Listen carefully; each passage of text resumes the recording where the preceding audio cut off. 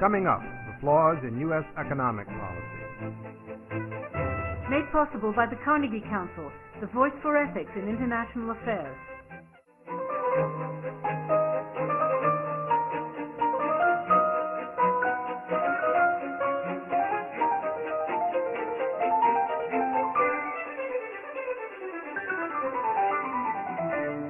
This week's speaker says policymakers focus more on geopolitics than economics. Does the U.S. government have a moral imperative to make economic policy a priority? We now present Clyde Prestowitz. I went to Washington in 1981, fall of 1981. I had gotten a call from then Secretary of Commerce Malcolm Baldrige. And Mac asked me if I'd come down to Washington to help out with the trade negotiations, particularly negotiations with Japan, since I had lived in Japan, studied in Japan, done a lot of work in Japan, presumably knew something about Japan. And so I showed up in September of 1981, walked into Baldrige's office the first day on the job, and essentially I said, okay, Mac, here I am, what's my job? And Baldrige said, Clyde, your job is to reduce the trade deficit. Now, in 1981, the trade deficit was $27 billion annually. Everybody said, impossible, not sustainable, couldn't go on. Trade deficit with Japan was about half of that, about $13 billion. And everybody said the same thing. We've got to solve this trade deficit with Japan. In fact, if you read the papers today about U.S. trade with China, and if you just took out China and wrote in Japan, it's the same story. In fact, I think actually the papers take those old stories and just put China in. Same story. And so I said, okay, great. What do I get paid? And Baldrige gave me a number. I've forgotten what it was, but I remember it was a lot less than my wife and kids had become accustomed to. And so I mentioned this to Baldrige. And he said, Clyde, don't worry. He said, I'm a businessman too. I understand entrepreneurial drive. And so I'll make you a deal. I'll pay you a bonus, 10% of the amount by which you reduce the trade deficit. So 5 years later, the trade deficit was $150 billion. I owed Baldrige $15 billion. And I had to start writing books, so I hope you all buy about 300. But anyhow, today the trade deficit is about $700 billion. I mean, think about that. We have a $50 billion monthly trade deficit, $55 billion monthly trade deficit, more, double, really, the annual deficit when I showed up in 1981. So I have a feeling that I'm kind of standing back watching a disaster about to happen. I have been watching for 30 years the defeat, the economic defeat of the United States. It's been a slow defeat, but a steady erosion of American leadership in industry, technology, a steady erosion of the U.S. wealth-producing capacity. I know that we've had a high standard of living. I know that many people flourished in the 1990s and in the last decade of bubbles. And that's precisely the point. We kept telling ourselves in the 90s and in the aughties that we were doing great. What we didn't watch was we were also leading the world in piling up debt. We were living beyond our means.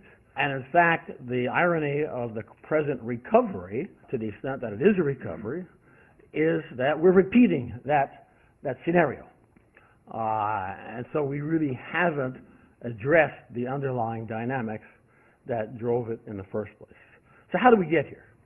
Well, first we got rich. I think the history of how America got rich is extremely important because we have a mythology about this. The mythology is that it was all entrepreneurial pioneers just doing their thing. Just, the free market ran, and those entrepreneurial, tough-minded pioneers drove the development of the country. But you know what? They worked with a government that was focused on developing the American economy. The United States government worked on developing the American economy between 1815 and 1950 in pretty much the same way that the Chinese government is now focusing on developing the Chinese economy. They had a catch-up strategy. Our forefathers wanted to catch up to and beat the British, who were then the world leader in industry and technology.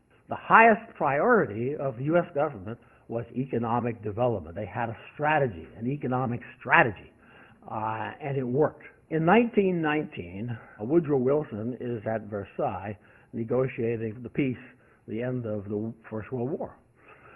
And he discovers that the Brits are reading his telegraph traffic. The telegraph, the radio telegraph, was kind of the analog of today's internet. And Britain was the hub. And so a lot of international telegraph traffic went through London, even though it might not be destined for London. British Marconi was the dominant global radio telegraphy company, and through cooperation between British Marconi and the British government, they read everybody's telegraph traffic. Wilson didn't like it. He thought that was unfair. So he called his Secretary of the Navy, a young guy named Franklin Delano Roosevelt. And he says, Frank, you know, this is unacceptable. The Brits are reading my traffic. We need to stop this. We need a company that can beat British Marconi. Frank, form a company. So Roosevelt calls in the heads of AT&T, Westinghouse, General Electric, and United Fruit, and says to them, gentlemen, you are going to be shareholders with the U.S. Navy in a new corporation. The U.S. Navy will hold 50%. You will share the other 50%. We're going to build a radio telegraphy company to beat British Marconi. And within 3 years, Radio Corporation of America had bested in market share British Marconi. Now, that's an industrial policy. That's picking winners. And RCA was a great winner for the United States for a very long time. It had a sad end, but great. In fact, it's now a Chinese company. But it had a great run. It had a great run. And that's what I'm saying. China did exactly what the U.S., we were kind of the model for the Chinese. So we got rich. Having gotten rich in 1950, having emerged as the top country in the world, we changed our policies and our strategies in many respects. And we changed them for good reasons. Our position was very different than it had been before. But in the course of changing our strategy and our policies, we began to forget some of the lessons that we had learned in the previous 150 years, and we began to adopt bad habits, and we ultimately have embraced false gods, false doctrines. What are the false doctrines? One of them is consumerism. The United States, for good reasons, in the post-war period, focused on consumption as the driver of the economy. The good reasons were that at the end of the war, remember, our wartime leaders had also lived through the Depression. Their great fear after the war was that we would relapse back into depression once the stimulus of wartime production stopped. And they had 15 million men and women coming back to be demobilized looking for jobs. And clearly exporting was not going to be an option because the big export markets were in ruins in Europe and in Asia. And so the only option was domestic growth. And we focused then on stimulating domestic growth with the GI Bill and many other measures, which made sense at the time. But they became ingrained and they developed their own political power. And so you can just watch consumption as a percentage of U.S. GDP. In the 1950s, 58%. Just about the same as Europe is today, about the same as Japan is today, 58% of GDP. In the 1960s, about 63% of GDP. In the 1970s, about 65% of GDP. 1980s, about 68% of GDP. Today, we're 72% of GDP. And so we have become not only accustomed but addicted to cheap energy to the extent that we followed the whole Gulf of Mexico in the search for cheap energy. We defend Any oil field, wherever it is, no matter what corrupt regime owns it, we defend it. We protect the sea lanes. We spend actually an enormous amount of money to get cheap energy. And this is a great drag on our economic growth. A third false doctrine is what I call the geopolitical imperative. The great game of global politics is the highest priority and, in fact, the highest thrill of our political establishment. And to play that game, they subordinate our economic interests. I'll just give you one example. In November, President Obama was in China, and he held a press conference jointly with President Hu Jintao. And in the press conference, I listened to it, President Obama said that America would assist China in its development of a commercial jet airliner. Now, when I heard that, I kind of shook my head. And I thought, wait. We don't really have much that we can sell to the Chinese. One of the things that we can sell to the Chinese are commercial jet liners. Why is Obama saying something like this? He's not a stupid person. He's a very bright guy. For years and years and years, the United States has done this. In order to achieve geopolitical ends, we have given or made technological economic concessions. And so in this case, Obama wants China to help him out with North Korea, wants China to help him out with sanctions on Iran. Of course, he needs the Chinese to fund the U.S. current account deficit. So he needs the Chinese for a lot of things, and to get their help for those things, well, give them a jetliner. Now, think about, just pair up Hu Jintao and Obama. Obama gets up in the morning, and the first thing he gets is his daily brief from the CIA. And it's, all the trouble spots, what's happened in Afghanistan, who shot who in Iraq, all of the hot spot news Obama gets first thing in the morning. What Obama does not get in the morning is how many miles of high-speed rail track have we laid today? How many new R&D centers have been placed in the United States today? Obama wouldn't have a clue. But I bet you that when Hu Jintao gets up in the morning, he's pretty well informed on how many miles of high-speed track have been laid in China and how many new semiconductor fabs have been invested in China and how many more solar panel plants are going up in China, because he's focused on economic development. He has an economic strategy. Obama doesn't. Obama's strategy is not to have a strategy. It's just to let the free market run, the unfettered free market run. So let me get to the heart of the matter here, which is free trade. And I'll link this, free trade and global corporations. And part of the free trade, important part, is the dominance of the dollar as the world's global money. What economists mean, and inadvertently what U.S. officials mean when they say free trade, is unilateral free trade. The notion that, Herb Stein, former chairman of the Council of Economic Advisors, once explained this to me. And he said, Clyde, listen, even if the Japanese put rocks in their harbors and close their airports so that no American goods can get there and no American businessmen can get there, even if they do that, we're better off leaving our market open, fully open to Japanese imports. Because he was operating on the basis of the notion that free trade is always a win-win solution, and that it's even a win if the other guy is not a free trader. Now, Herb wasn't stupid, and he had a rationale to back this up. And his rationale was the work of David Ricardo, the 1817, 19th century elaborator of the concept of comparative advantage, and Heckscher and Ohlin, the economist, Swedish economist, who elaborated and further developed his work, and of neoclassical economics as it is taught today in every American university. And the basis of this thought goes back to Ricardo's classical example, which was the trade of British textiles for Portuguese wine.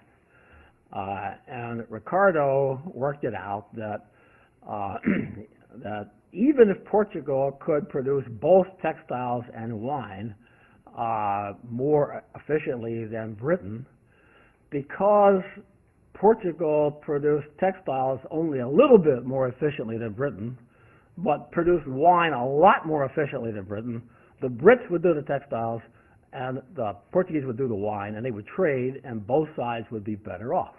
Now, Ricardo's model is correct. The mathematics are correct if you accept the assumptions. But its assumptions are so narrow in today's world and so inapplicable in most of the trade that we do that it really is a useless model. But that is the basis on which our trade policy is determined. Our trade policy is based on the notion that these assumptions hold and that unilateral free trade is good for the United States. And that assumption, that argument, that rationale rationalizes it when President Obama tells the Chinese he'll help them build a jetliner. Because according to the economic rationale, it doesn't matter. It'll all work out based on a win-win model. What we have today is not trade. We have globalization. Globalization involves investment. It involves cross-border flows of capital and technology and people. Globalization does not accord with any of the assumptions of free trade as we've been taught it in university. And under globalization, you have economies of scale. And I forgot to mention that in the model, the classic model, there are no economies of scale. The classic model is constant returns to scale. So you don't have any companies like General Motors or Intel or U.S. Steel. They don't exist in the classical model. But of course, in the real world, the key to wealth production is economies of scale. You want your industries. The more industries you have that have economies of scale, the more productive and wealthy you will be. And that's what you want. But our leaders don't know that. And so they don't try to maintain those industries or to respond to strategies that attack those kinds of industries. So what that means is that under globalization, the model is not necessarily win-win. It may be zero-sum. Win-lose. He wins, I lose. I win, he loses. So, for example, if in fact the U.S. is providing assistance for China to develop a jetliner, once China's in the jetliner business, that is going to diminish the market share of other jetliner producers, the major one of which happens to be mainly in the U.S. And so this is not necessarily a win-win proposition for the United States. Second point I want to get to is the role of the dollar. Americans have some pride in the notion that the dollar is the world's money. And if you say, as President Reagan used to say, as in fact every president and every secretary of the Treasury has said since I can remember, Bob Rubin used to repeat this endlessly. Strong dollar is good for the American economy. Well, sure, the market's clear every day because the Chinese and the Singaporeans and the Japanese are buying and selling in the market. They're buying dollars. Why are they buying dollars? Because they're setting the price of American goods. They buy dollars to keep the dollar strong. That makes American export prices and domestic prices high, which keeps their products cheap, which subsidizes their exports into the U.S. market. China's doing this all the time. The yuan is what, 6.178 yuan to the dollar. And China makes sure it stays there every day by buying billions of dollars every day to keep the dollar at that price. Now, the difficulty with this is that being the world's money not only allows other countries to manipulate the value of the dollar and therefore the price of American goods versus the price of others, it also allows the Americans, us, to be irresponsible. As long as the world will accept dollars, we don't have to worry about deficits. We don't have to worry about trade deficits or federal budget deficits or personal deficits. We just keep printing dollars. And it feels good. It allows you to live beyond your means. You have a party. It feels good until the reckoning comes. And I wish I could tell you when the reckoning is coming. And every time I think it's coming, something like the collapse of the euro strengthens the dollar.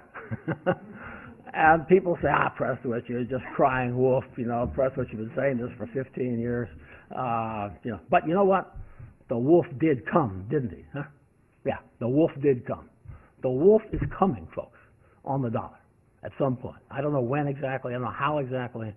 But you know what? Nobody anticipated the collapse of the euro, did they? Nobody anticipated the collapse of Wall Street, did they? So let me get to my third part here, which is the global corporation.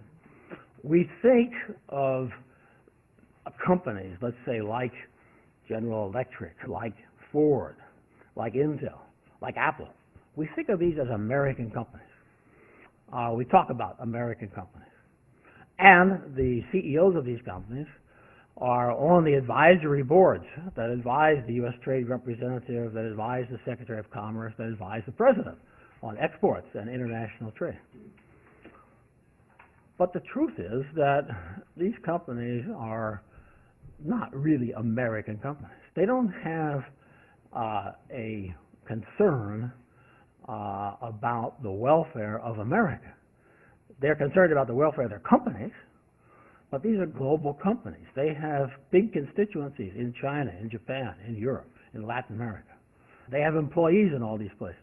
They can't treat their Indian employees discriminatorily in comparison to their American employees.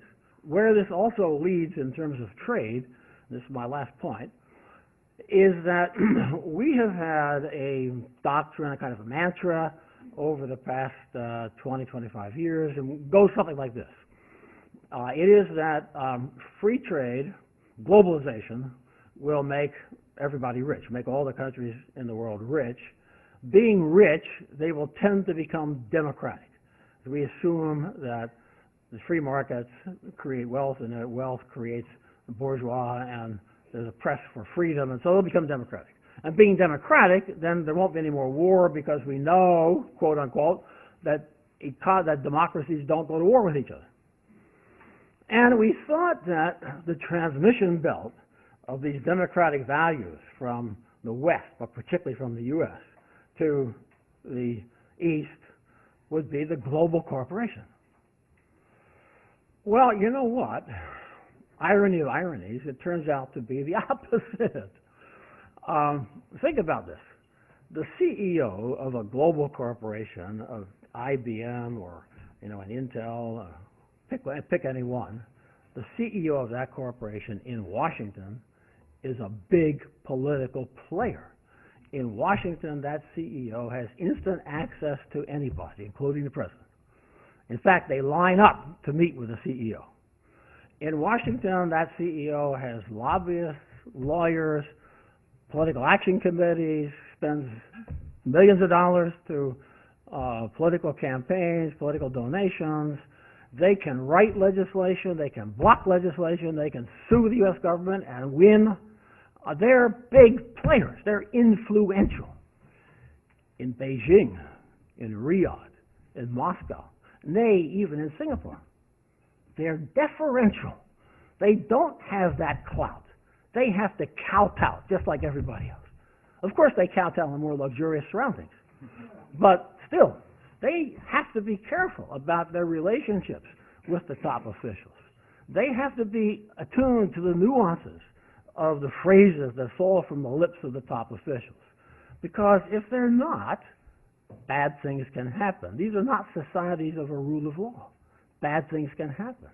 Now, these CEOs, when they go to China particularly, but other countries as well, from the top down, what they hear when they're talking to officials or to other businessmen in those countries is, Mr. CEO, you need to prove, you need to have a high image. What does high image mean? High image means you need to prove that you are committed to the future development of China, or whatever the country is, Israel, whatever it is. You need to show you're a good friend of China, or whoever the country is. And what does that mean? That means you need to put a factory over here. It means you need to put R&D over here. It means you need to transfer technology. Or what? Well, you know, we have administrative authority here. Things could happen. So what has been happening is that the global corporation becomes a transmission belt for the values of the authoritarian country back into the U.S., and those CEOs become lobbyists for the authoritarian countries, and they're advising the U.S. government on its trade policies. Let me stop there, and we'll open up.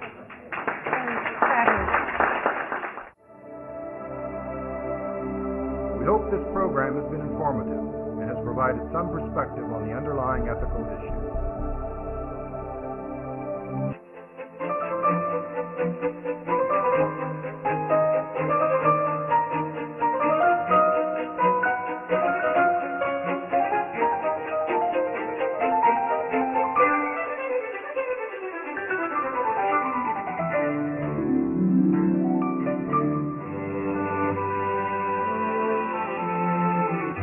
Made possible by the Carnegie Council, the voice for ethics in international affairs. For more information, see www.